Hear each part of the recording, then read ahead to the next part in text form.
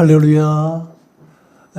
지난주에는 바울의 아레오바고 설교와 철학의 본질에 관한 바울의 세 가지 질문에 대해서 말씀을 나누었고, 오늘은 뉴턴의 관성의 법칙과 관련해서 함께 말씀을 정리하고자 합니다. 관성의 법칙이란 게 무엇이죠? 여러분들 다 아시는 내용인데, 이 관성의 법칙이라는 것은 외부에서 힘이 가해지지 않는 한 모든 물체는 직선운동 상태, 즉 일직선을 따라 계속해서 같은 속력으로 움직이려는 성질을 관성의 법칙이라고 합니다.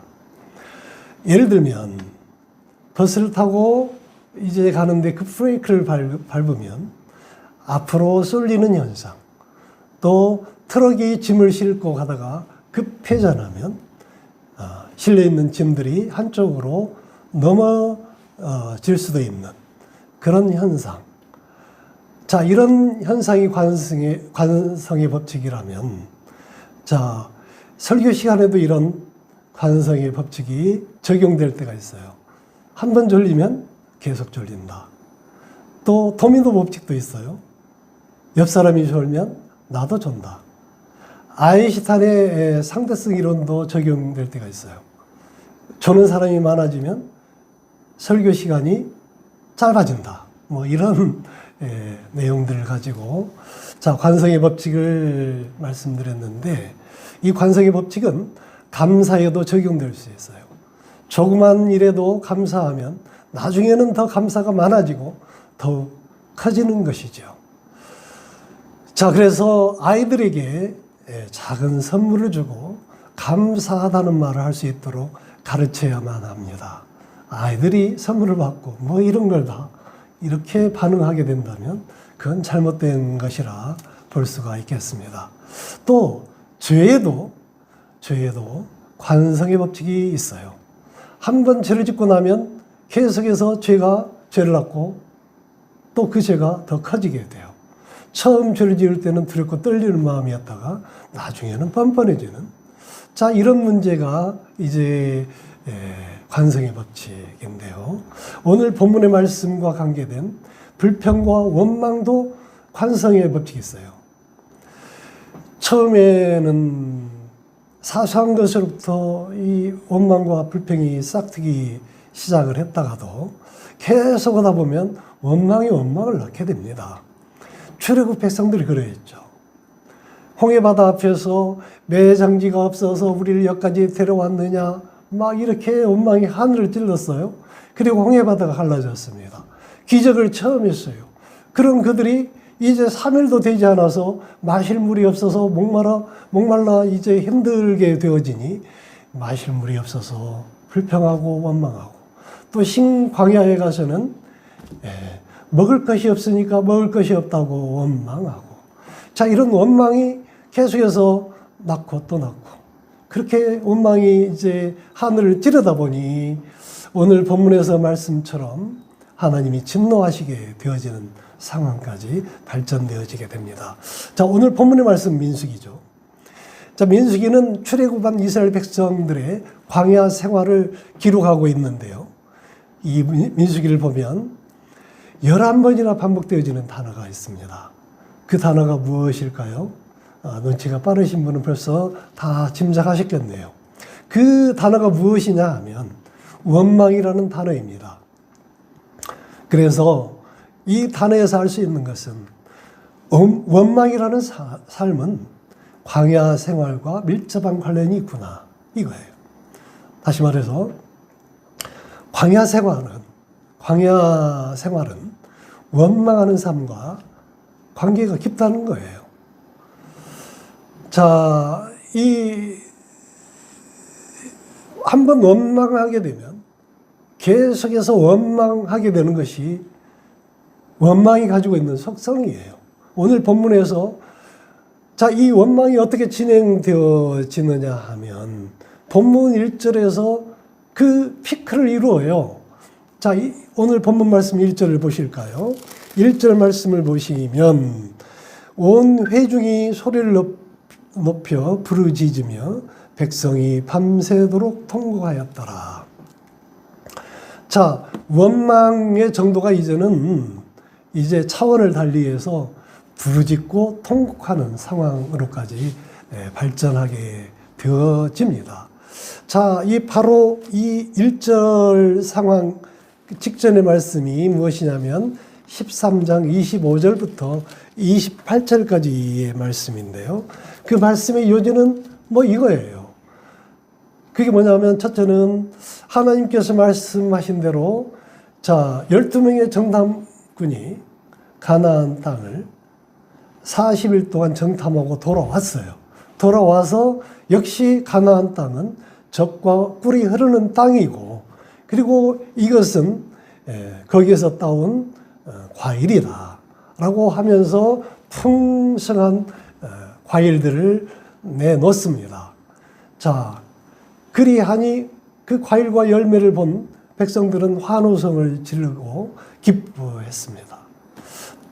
그런데 돌아온 10명의 정탐꾼들은 또 뭐라고 얘기를 하냐면, 그런데 28절에 보니 아낙 자손과 또 그 후손들이 키가 무려 2m 이상인 데다가 성읍은 견고하고 힘이 클 뿐만 아니라 거주민들은 너무 강해서 우리는 그들과 비유하면 우리는 메뚜기 같이 보이더라 라고 이렇게 이제 보고를 하게 되니, 환호성을 지르고 기뻐했던 이스라엘 백성들이 갑자기 이제 그들이 불만을, 또 벌면 소리를, 한숨 소리를, 또 원망의 소리가, 그리고 급기야는 오늘 본문 1절과 같이 이제 부르짖어 통곡하는 상황으로까지 발전이 되어집니다.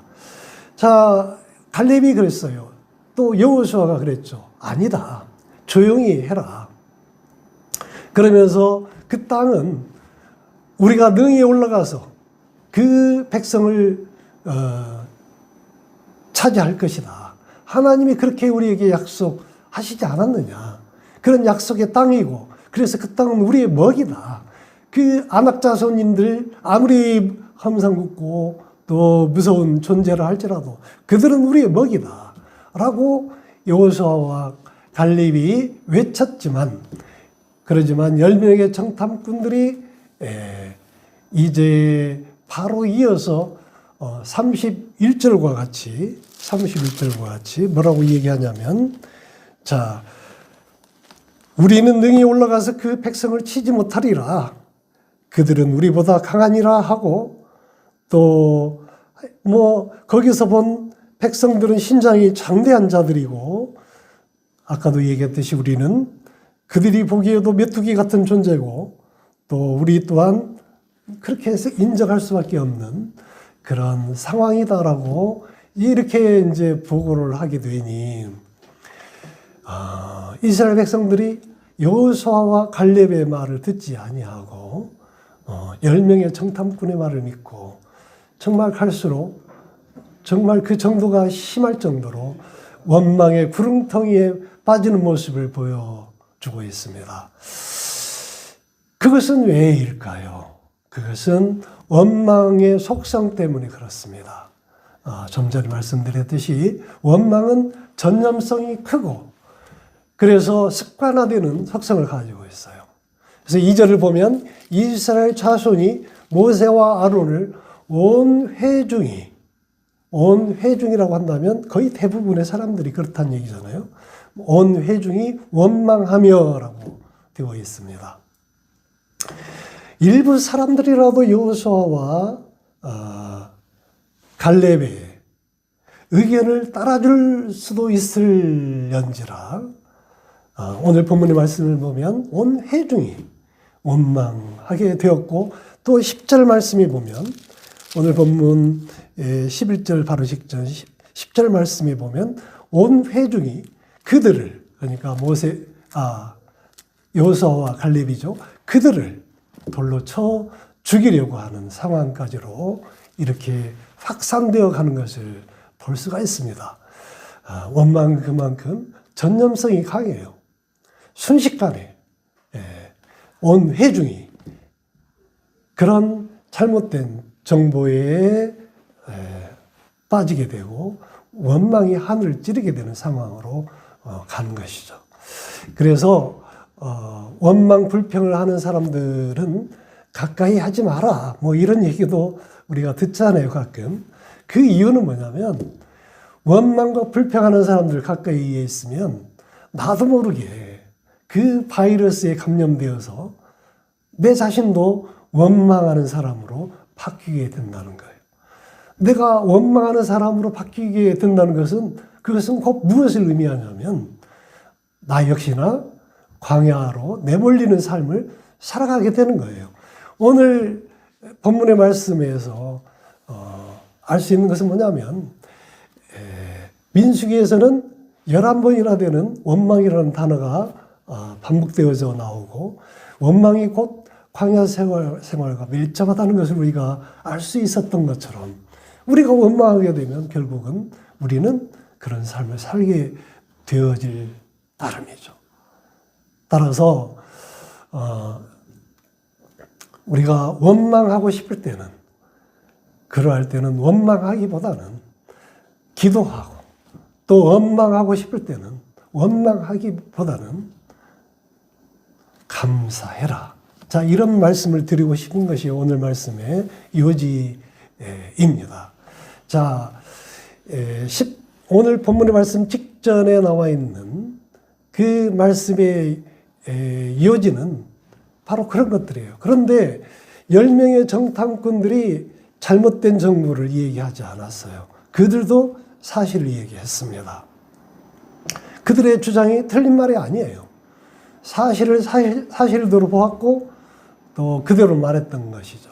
그러나 중요한 것은 사실보다 중요한 관점을 살펴야 된다.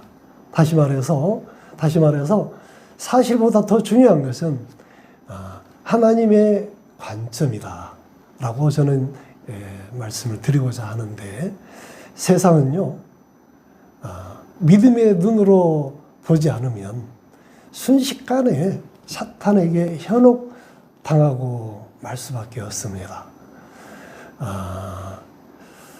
자, 우리는 10명의 정탐꾼들이 보고했던 그 말 속에는 하나님이 전혀 언급되지 않았음을 알아야 돼요. 반면에 여호수아와 갈렙은 여호와 하나님을 3번이나 언급을 했어요.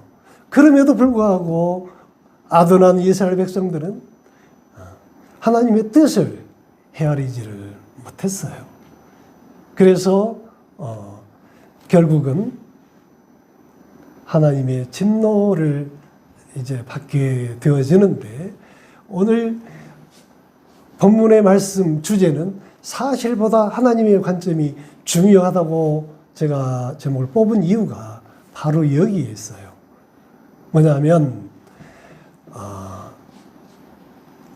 우리가 사실을 왜곡하거나 또 이것을 무시하라는 얘기가 아니에요. 현실을 부정하라는 것은 더더욱 아닙니다.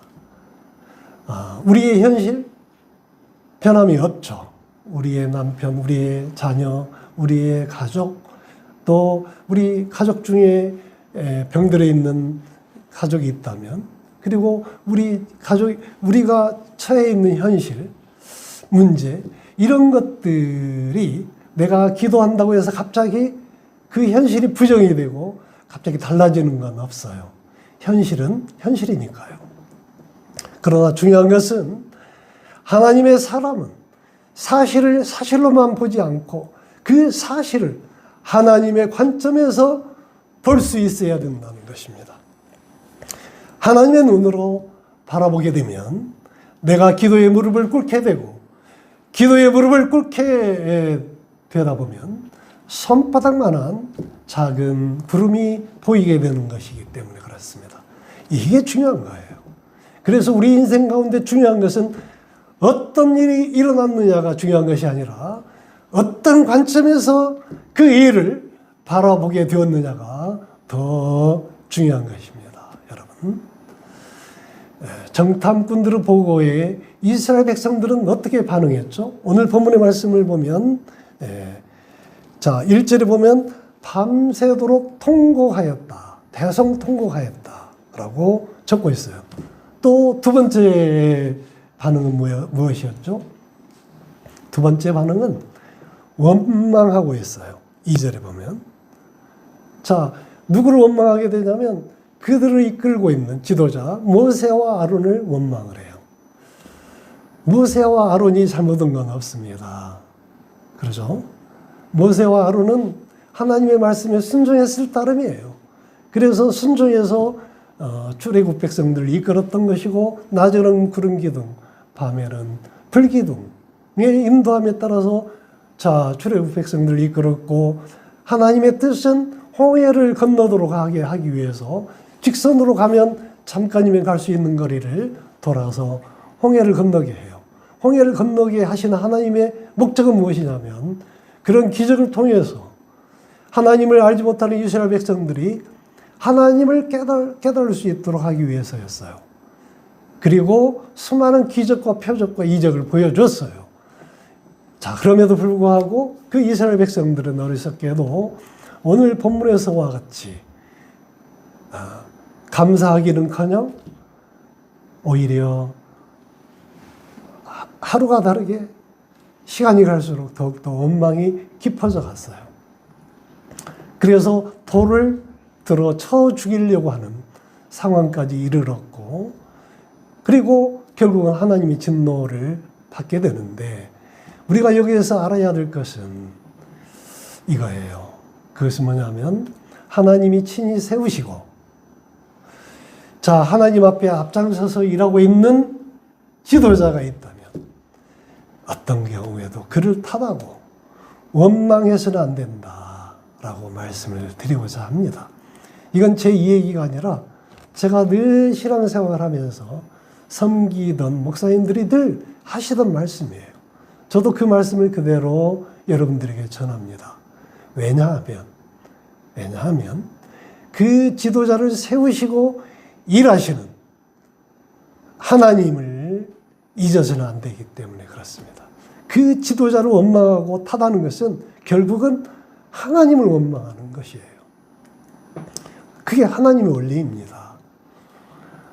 자, 그러면 왜 원망하지 말아야 할까요? 첫째는 하나님께서는 원망하는 자를 아주 악하게 생각하시기 때문에 그렇습니다. 자, 민수기 오늘 본문 14장 27절로 초반절에 보면 자, 뭐라고 되어 있어요? 자, 뭐라고 되어 있냐면 나를 원망하는 이는 악한 회중에게 내가 어느 때까지 참으랴. 악한 회중이라고 하나님은 말씀해 주고 있어요. 그래서 하나님은 원망하는 이스라엘 백성들을 무엇라고 말씀하셨느냐 하면 그렇죠. 악한 회중이라고 하셨던 거예요. 이 말씀이 14장 35절에도 나와 있습니다. 자, 35절 중반절에 보면 나 여호와가 말하였거니와 모여 나를 거역하는 이 악한 온 회중에게 내가 반드시 이같이 행하리니 뭐라고 하시냐면 그 뒤에 그들이 이 광야에서 소멸되어 거기서 죽으리라 이렇게 말씀하십니다. 자, 그러면 왜 하나님께서는 원망을 악한 것이라고 여기실까요? 자, 우리는 대수롭지 않게 그 원망을 생각할 때가 많습니다. 그런데 왜 하나님은 악한 것이라고 생각하시냐? 11절 말씀을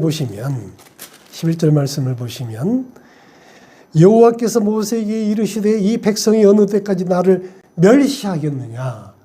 멸시한다고 하나님은 생각하시는 것입니다. 자, 내가 하나님을 원망한다고요? 내가 하나님을 멸시한다고요? 천만의 말씀입니다라고 말할 수 있어요. 그러나 자, 내가 지금 하고 있는 일이 왜 이 모양 이 꼴이냐고 불평을 늘어놓고 따지고 누구한테 따져요? 뭐 죄종에게 따지지는 않겠죠.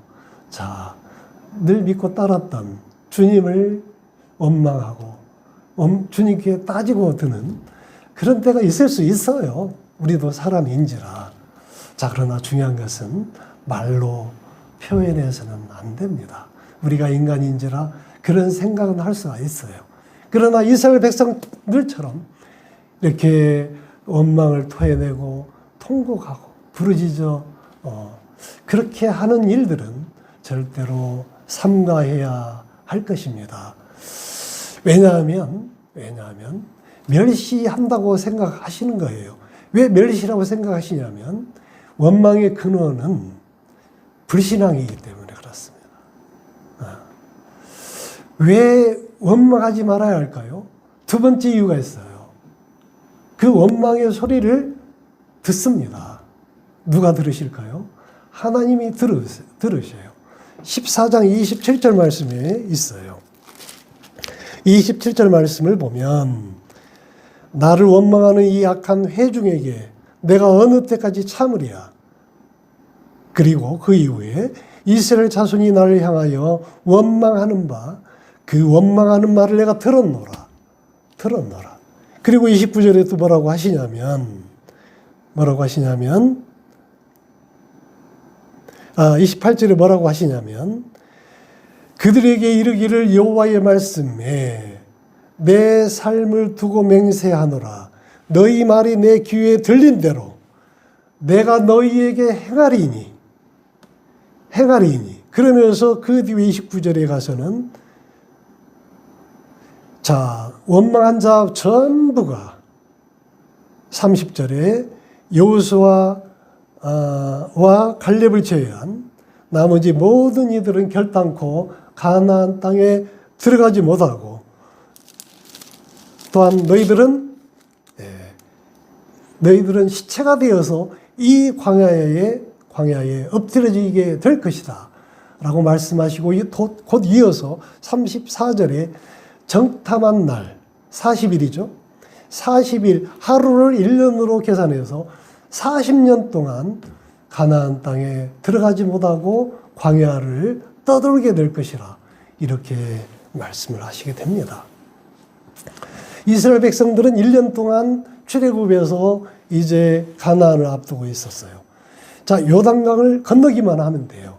그들은 지금 여리고성 건너편, 요단강 건너편 모압 땅 지역에서 이제 가나안 땅을 들어가기 위해서 12명의 정탐꾼을 보내가지고 이제 전략을 세우려고 준비하고 있는 과정에서 이스라엘 백성들이 그 원망이 하늘을 찌르니 하나님이 진노하시고 그들을 40년 동안 바로 눈앞에 가나안 땅을 두고 40년 동안을 이제 방황하게 만든 거예요. 이스라엘 백성들이 뭐 대단한 죄를 지었거나 또 다른 어떤 문제를 일으켜서라기보다는 그 원망으로 인해서 이렇게 된 것이다. 따라서 아까 모두에 말씀드렸듯이 원망과 광야 생활은 밀접한 것이다라고 제가 말씀드리는 거예요. 그리고 들리는 대로 행하시는 하나님이심을 잊어서는 안 되겠어요. 자, 우리 입에서 나오는 말이 너무나 중요합니다. 여러 가지 생각을 할 수는 있어요. 그러나 우리가 말로, 입술로 고백할 때는 정말 신중히 생각하고 살에 깊은 그런 말을 우리는 해야만 합니다. 그게 지혜예요. 아무 말이나 생각나는 대로 찌끄리는 것은 전혀 지혜롭지 못한 태도예요. 자, 그래서 우리 입에서 나오는 말을 우리가 늘 신중하게 해야 되는 이유가 하나님께서는 세상을 말씀으로 창조하셨기 때문에 그래요. 그리고 하나님의 형상대로 우리를 지으셨습니다. 그래서 우리 말에는 능력이 있어요. 잠언 18장 21절에 그렇게 되어 있잖아요. 사람이 죽고 사는 것이 혀의 입에 달려 있다라고 하셨거든요. 자, 그래서 우리는 우리의 기대가 부응되지 않은 결과를 얻었을지라도 원망하기보다는 기도해야만 합니다. 자, 여러분, 원망하기보다는 오히려 감사해야 돼요. 자, 하나님을 신뢰함으로 감사해야만 하는 거예요. 왜냐하면 감사는 축복을 낳지만 원망은 죽음을 낳습니다. 감사는 하나님의 선물이지만 원망과 불평은 사탄의 선물인 거예요. 사탄의 선물이에요. 뭐가요? 원망은요. 자, 그래서 우리는 늘 주님이 주시는 그 진리를 오늘 이 시간에 깨닫고, 자, 하나님과 나와의 관계가 원망 때문에 악화되지 아니하도록 우리는 늘 주의해야만 하겠습니다. 우리 입술을 단단히 재갈을 물려야 돼요. 은혜의 말만 해야 됩니다. 정말로 원망하고 싶을 때 왜 그런 때가 없겠어요? 그때는 엎드려서 기도하라는 사인임을 믿으시기 바랍니다. 그리고 그때는 바로 감사하라는 사인일 수도 있어요.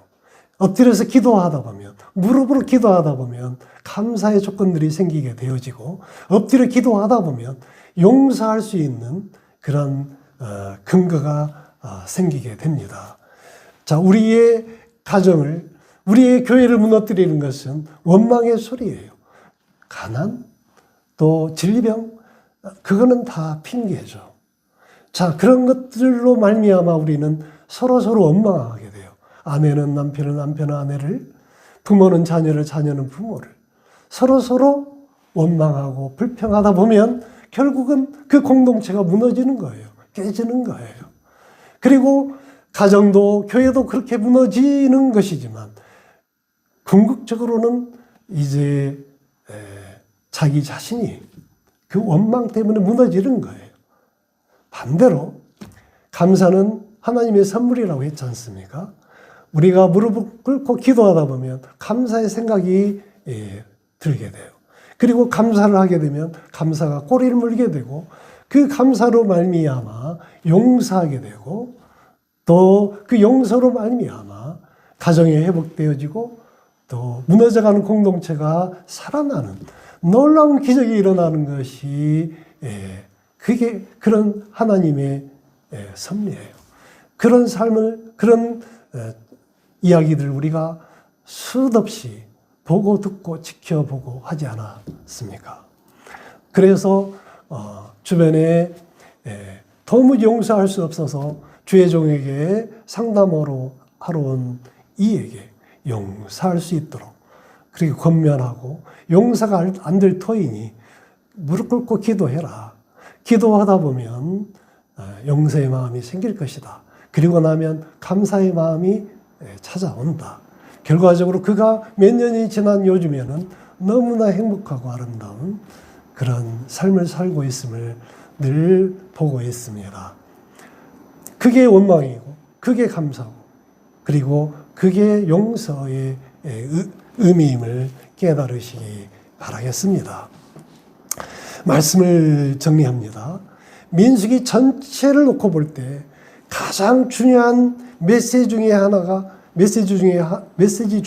무엇이냐면, 하나님의 백성인 우리는 절대로 원망하지 말자입니다. 왜냐하면 하나님은 원망하는 자를 자신을 멸시하는 자라고 규정하고 있어요. 왜 멸시한다고 생각하시냐면, 그 원망은 바로 불신앙의 근원이거든요. 따라서 또 원망은 가속도의 법칙이 있고, 관성의 법칙이 있고, 그리고 또 전이 속도가 빠르는 그런 전념성이 강한, 그리고 습관성이 큰 그런 속성을 가지고 있기 때문에 원망하는 순간, 또 원망의 말을 쏟아내는 순간 나는 나도 모르게 광야로 이끌려가는 삶을 살게 되어진다라고 말씀드릴 수가 있습니다. 자, 여러분, 우리도 인간인지라 때로는 원망하고 싶을 때가 있어요. 그럴 때마다 우리는 원망 대신에 무릎을 꿇고 기도할 수 있기를 주님의 이름으로 축원드립니다. 원망 대신에 기도하고, 또 원망 대신에 감사하는 저와 여러분이 되어지시기를 주님의 이름으로 축복하고 축복합니다. 기도하시겠습니다.